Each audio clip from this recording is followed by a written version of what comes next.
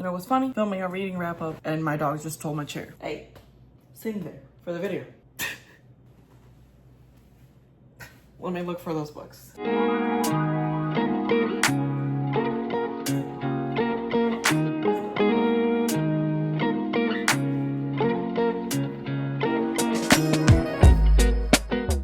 I got them all. This chair is creaky. I've tried to find so many angles to film this in my apartment. It's a work in progress. We've got Crush over here, or Squirt. I don't even know which one it is, but we're ready.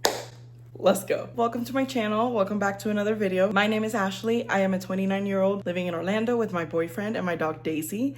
And we do theme park, non-theme park, all the things in between. This video is one of those things in between. Last quarter, that's my corporate girl talk, I did a wrap up of all the books that I read in the first 3 months of the year. Now I'm doing another wrap up. This wrap up is a long time coming. It's long overdue. So I read a lot of different things these past 3 months. We're gonna start off with the fact that I had read, and I think I said it in my other video, but I read Done and Dusted by Lila Sage. So this quarter, by the way, I have my laptop with my Goodreads pulled up. I bought Swift and Saddled and Lost and Lassoed, and then I had pre-ordered and I went to a release of Wild and Wrangled. So I read all three in the past 3 months, and here's what I gotta say about them. This one, Ada and Weston. First of all, Weston is the sweetest. Kind of love the whole sunshine black cat thing, aka she's a little skittish and he's like the sunshine in the book. I want to say that towards the end it bothered me a little bit.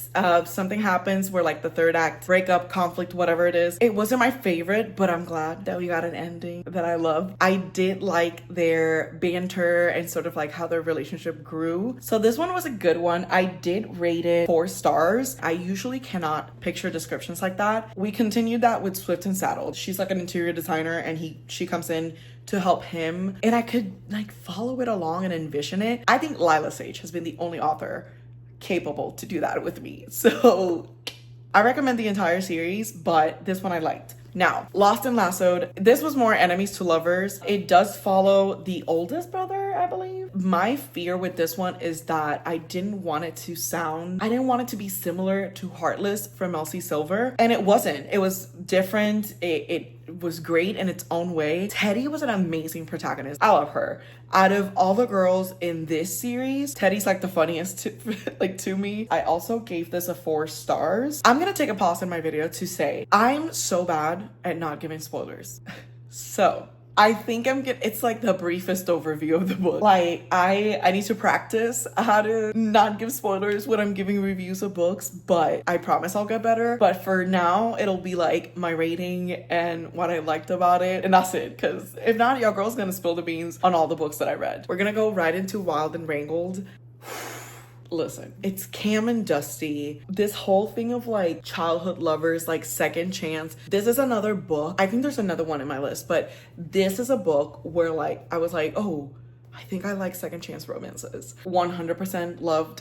She's a single mom, so it was different. I'm used to reading single dad, but I really enjoyed this one. I rated this 4.5. Here's verbatim what I wrote about this book. This book hit right in the feels. Cam and Dusty's story felt like the perfect finale. It was steady, tender, and quietly powerful. Connection built so naturally, so that's something that I did notice. They are like high school sweethearts, and for a reason, they're no longer high school sweethearts, and something happens and they reunite.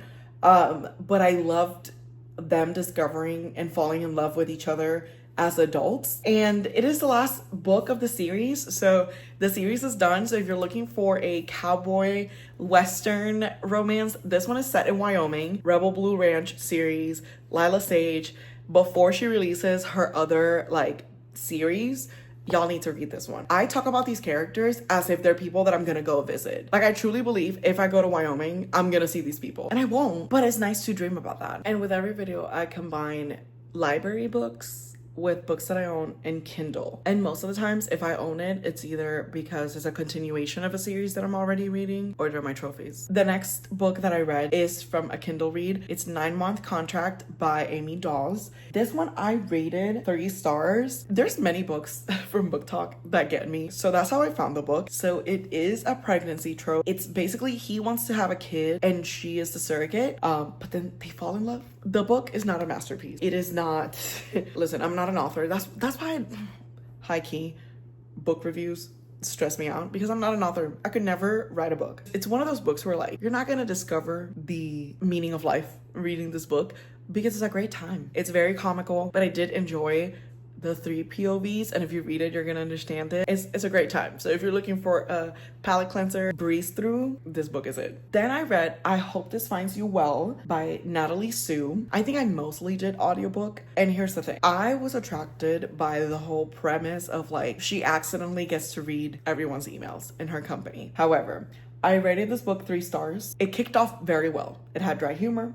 It had messy like workplace antics, reminded me so much of like The Office, and that's why I started reading it. However, then the main character happened. I understand the concept of unreliable narrators or like female main characters where like they're kind of like anti-heroes, but this book, Jolene, I'm gonna read what I wrote. I was eating it up, but then Jolene happened, and I really tried to root for her, but she wasn't written with the self-awareness to earn that redemption arc. There was an opportunity to dig into her past trauma and her friendships more deeply to help us understand her. Instead, like this character would be like, yeah, I did that awful thing, but here's why it's actually not my fault. And she never took ownership of the bad things that she did throughout the book and even in her past.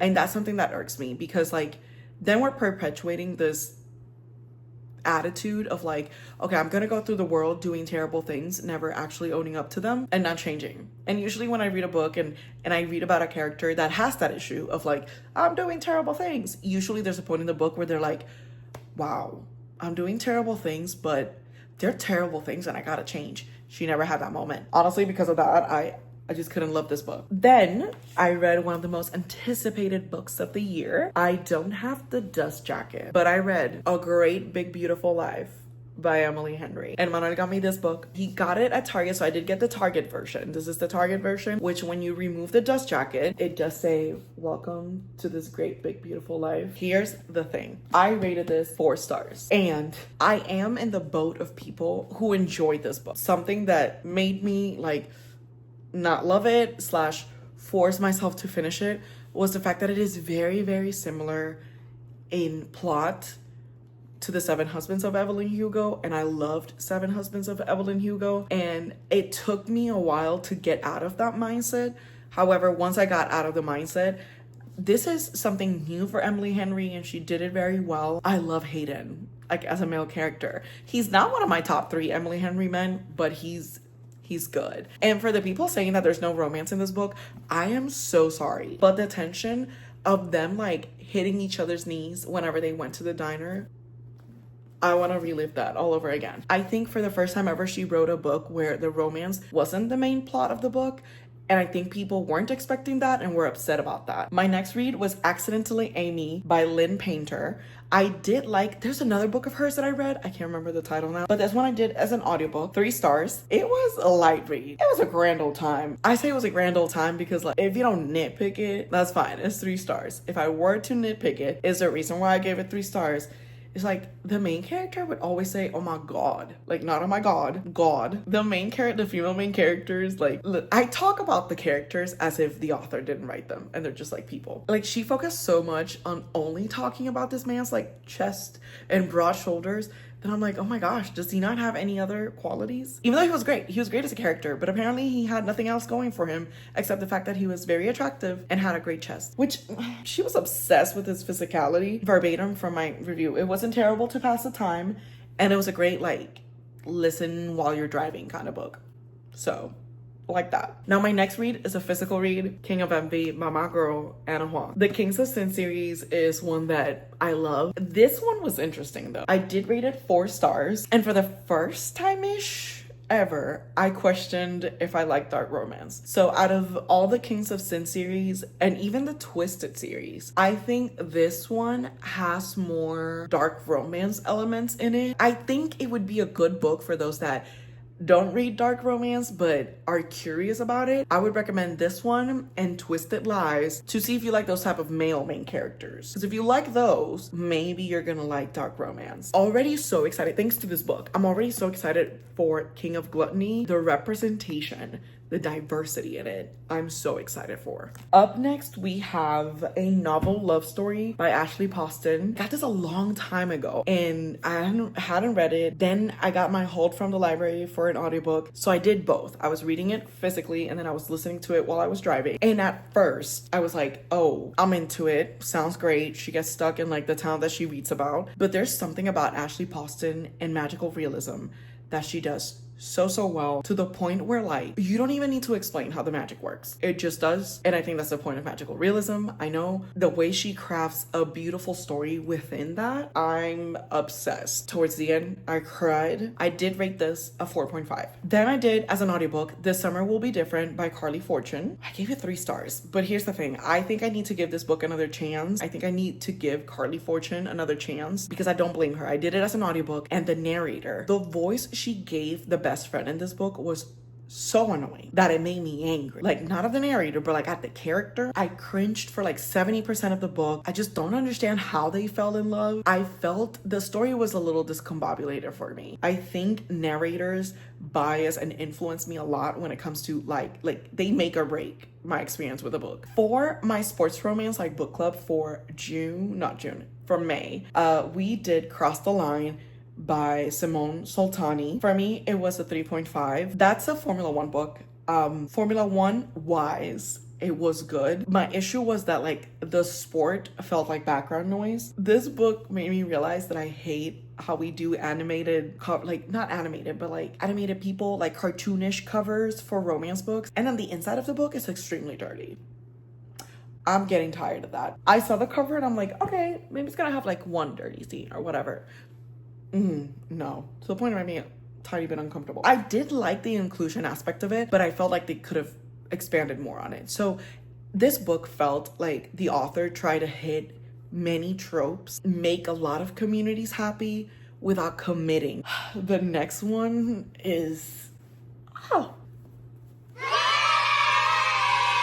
first of all, I read it on Kindle, but then it arrived. Like, look at this beauty. This was a 5 stars. Ario and Hallie, if you've ever read this trope, or if you haven't read this trope, you got to. It's always been you, but it's not the it's always been you, but I've been with us. No.